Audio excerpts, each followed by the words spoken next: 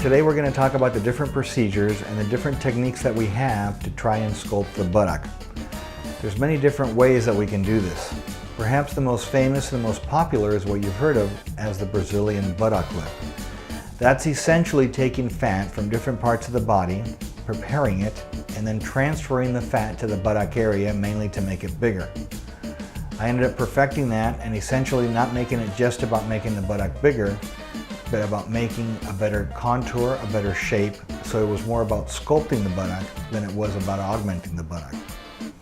But not everybody is a sole candidate for the Brazilian buttock lift, because sometimes the buttock will have other issues going on that need to be addressed. One of these areas that we're going to talk about today, and it's an area that not many plastic surgeons really pay attention to, but when you do, it makes a tremendous difference in the overall aesthetics of the buttock. The area that I'm talking about is what is known as the inner gluteal fold. That's the zone that's in between the gluteal areas that has a little bit of fullness to it. Essentially, if you look at these patients that are coming up on the screen, the first patient has what we call the ideal buttock. There's not a lot of fullness in that area.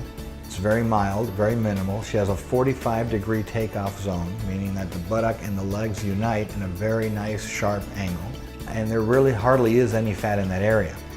But as fat starts to build up in that inner gluteal section, as you can see in the pictures, you start to change the angle from a 45-degree takeoff to more of a horizontal 90-degree angle.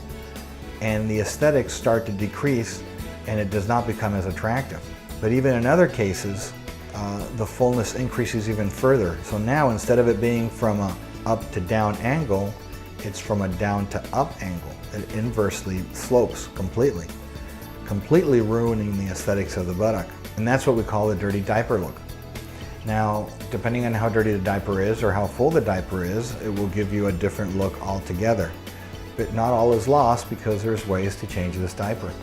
Essentially, there's a procedure called the Miami thong lift, whereby making incisions inside of San Andreas fault, meaning right down the center of the crack. Even though there's a whole lot of shaking going on, you really can't see that scar. The scar remains completely hidden. How long that scar is going to be will depend on the severity of the fullness that exists in that inner gluteal fold. But the Miami thong lift has degrees to it, so that the first and simplest degree is by putting a tiny little incision where the thong goes and liposuctioning the fullness that exists. That's usually for the patients that have a 90-degree angle. But if you've got more of an angle than 90 degrees, then we need to start making longer and longer incisions. What if there's also some accompanying droopiness to the buttock that extends? Well, then we could add other accessory procedures to the Miami thong. It's still the Miami thong, but I add other things to it. So for example, one of the things that I add is fat grafting, because fat grafting is inflating the volume of the buttock and changing the shape. Much like inflating a balloon. If you were to blow up a balloon, that balloon starts to expand and it expands upward, so it fills it up and it gives it more volume. So aside from just doing the scar, I will also add fat to the zone. The third thing that I'll do if the condition is a little bit more extensive is to add sutures, so I create what is known as a suture suspension.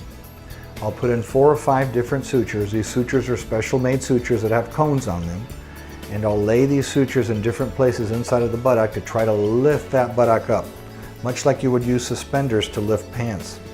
So we've talked about really the inner part of the buttock, but we really haven't discussed anything about the outer part. What happens when the buttock starts to droop on the outer or lateral portion of it?